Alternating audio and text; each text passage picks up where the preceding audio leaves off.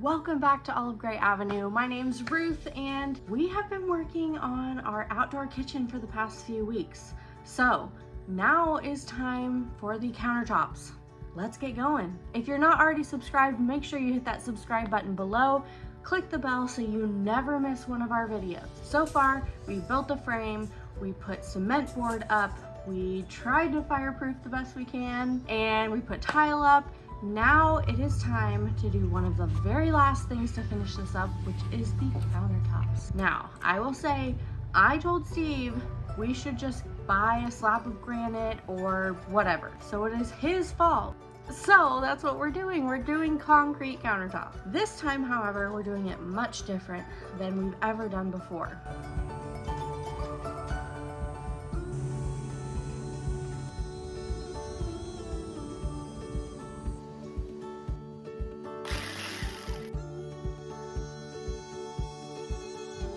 We're using a system that has specialty form, so it's much easier to put it together, to pour it. This is going to be a pour in place, so we're prepping it for that. We've never done a pour in place before. So the base of these countertops is going to be cement board. I put down 1/2 inch cement board. I just screwed it directly into the frame.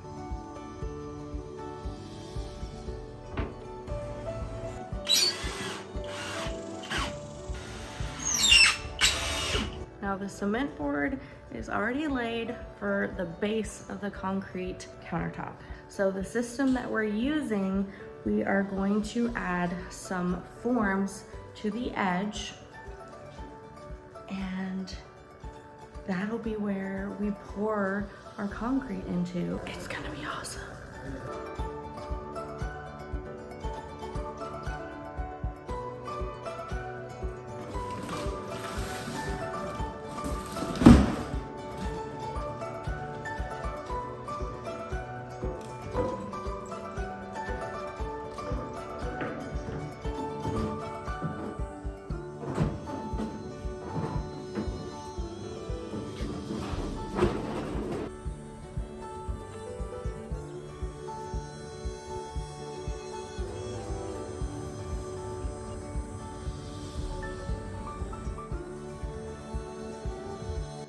Out here to cut.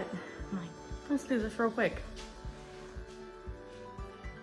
Nope. Nope. Guess I have to clean first. Now the forms were super easy. I cut them on a miter saw. I just used 45-degree angles for the corners to make sure they were really nice and fit together really well. So I'm gonna be screwing these frames into the cement board. So this ledge is what sits on the cement board. It screws in, and then this L stays forever. And then under here is what breaks off. So once the concrete's dry, we'll break off this to here, and then you won't be able to see this, but this stays there. So we're screwing it in. I need to drill holes through here so it just goes through easily to attach to the cement board.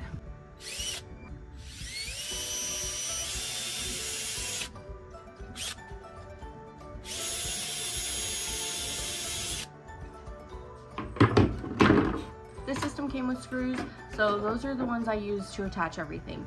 They're not super secure. It's not supposed to be structural.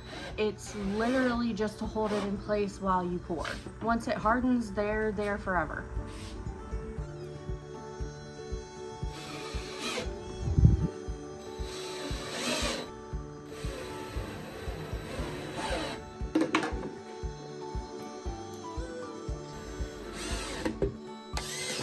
Now on the inside of the outdoor kitchen is where the grill will sit. So I didn't use the forms it came with. The instructions just said to put some plywood in there because it needs to be a flat edge. You don't want overhang.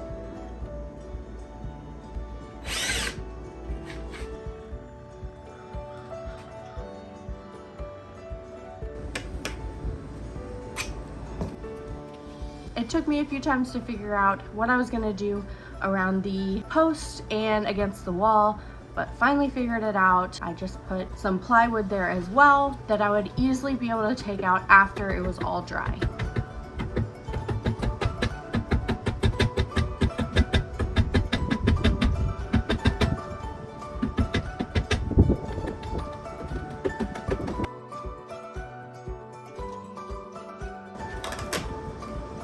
Now the forms are all in place. The last thing to do was to install the mesh reinforcement. I believe it's like a fiberglass mesh. It came in a roll. It was really easy to cut.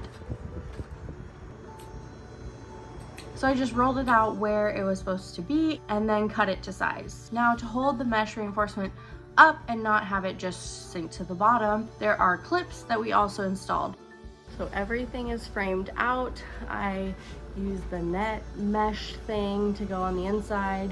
We're ready to pour some concrete and hope it goes well. Steve's screwing down these little clips. I didn't realize you had to screw them down.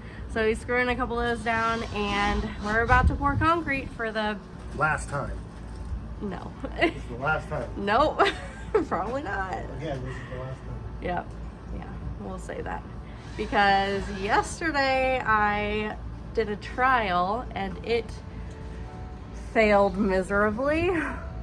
So it reminded me again why we hate concrete work. But hopefully this goes well since we practiced, even though it failed. I needed to wait for Steve, so we planned it out so that he could help me because mixing concrete is no joke.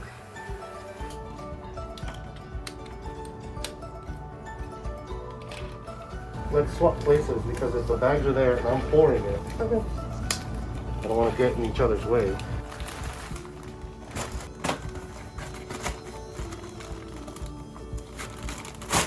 We mixed one bag at a time in a bucket. We put some water in there like the instructions.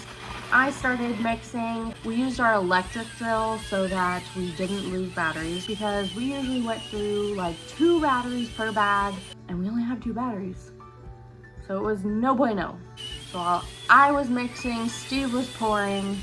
Concrete is a nightmare for us and we keep doing it and I know, but it's a nightmare. For us living in Texas, it's been over 100 degrees almost every single day of summer. Of course, we're doing it in summer, but it's too hot to pour concrete, really. We did it, but you need so much more water. The bag says 3 quarts maximum. We did way more than that. I don't know how much we did, but we did way more. Oh, it's coming out as a big glop. I don't think that's enough. That's not as liquid as the thing they showed. It's not? Nope.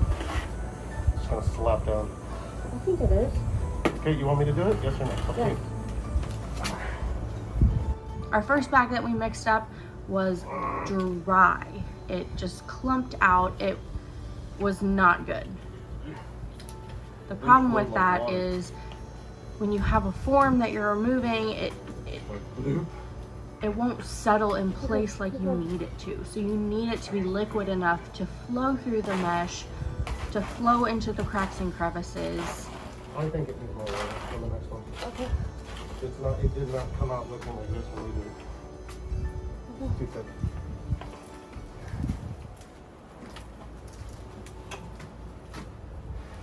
Push it that way.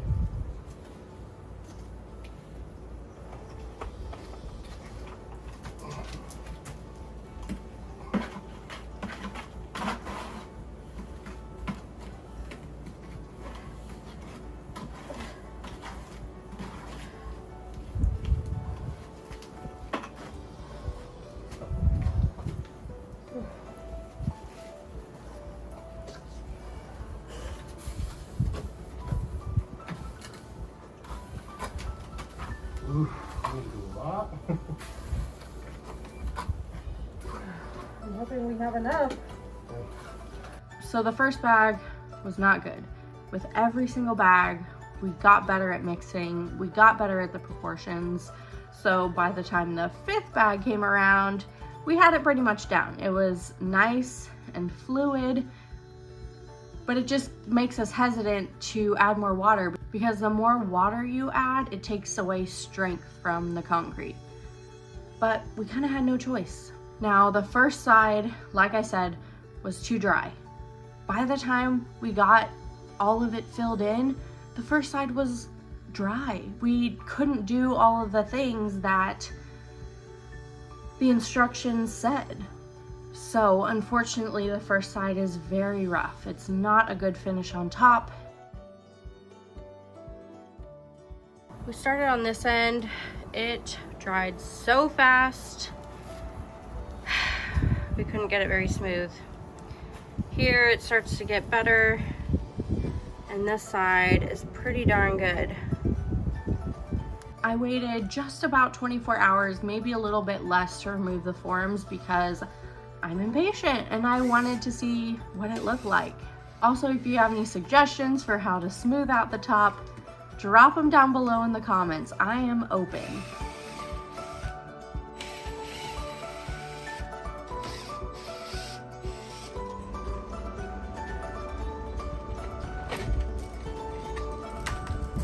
There is some patch stuff that you can get to patch holes. We didn't get any, should have, but we didn't get any, so I don't think we'll be doing that. I don't have a problem with little bubbles. The issue is the top. The only issue we had with bubbles or anything like that was on the first side that we poured. So that is what we're gonna be working on next week. It seems like such a long process, but just so much goes into it that I can't get it all done at once. So next week, we're going to be sanding down the tops, we're going to be sealing the countertops, and hopefully finishing this baby up. I am ready, and we have a birthday party coming up, so maybe we can get this done and grill some steaks or grill some pizza. I didn't know grilling pizza was a thing. Did you? Let me know if you have a good grilled pizza recipe, because I don't have any. So until next week, watch all the other videos that we've put out. I'm gonna keep working on these countertops, and I will see you next week.